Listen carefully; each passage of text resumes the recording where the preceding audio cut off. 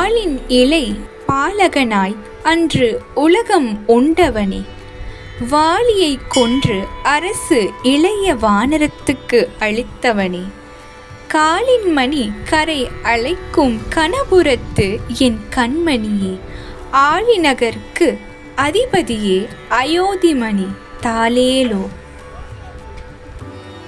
திருமங்கையாழ்வார் திருவாலியை தலைநகராக கொண்டு ஆட்சி புரிந்தார். அந்த திருமங்கைக்கு விரைவில் அருள் புரிய வேண்டும் என திருமகள் வேண்ட, அவ்வாறாயின் திருவாலியில் தவம் புரியும் பூரண மகரிஷியின் மகளாய் போய் அவதாரம் செய். நான் வந்து திருமண கோலத்தில் உன்னை ஏற்றுக்கொள்ளும் போது திருமங்கைக்கு அருள் கிடைக்கும் என்றார் திருமால். பூரண மகரிஷி தவம் புரிந்தமையால் இத்தலம் பூரணபுரி என்று பெயர் பெற்றது.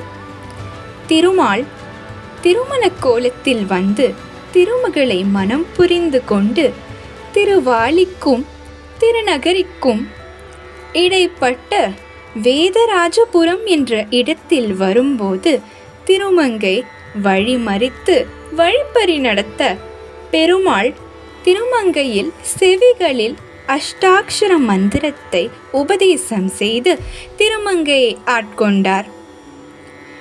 பெருமாள் திருநாமம் வயலாளி மணாளன். வேதராஜன் லக்ஷ்மி நரசிம்மன்.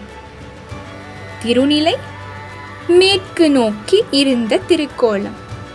தாயார் பெயர் அமிர்தவள்ளி தாயார். விமானம் அஷ்டாட்சர விமானம். தீர்த்தம் லாட்சணி புஷ்கரணி. ஆகமம் வைகானசம். காட்சியை கண்டவர்கள் திருமங்கையாழ்வார், கர்த்தம பிரஜாபதி.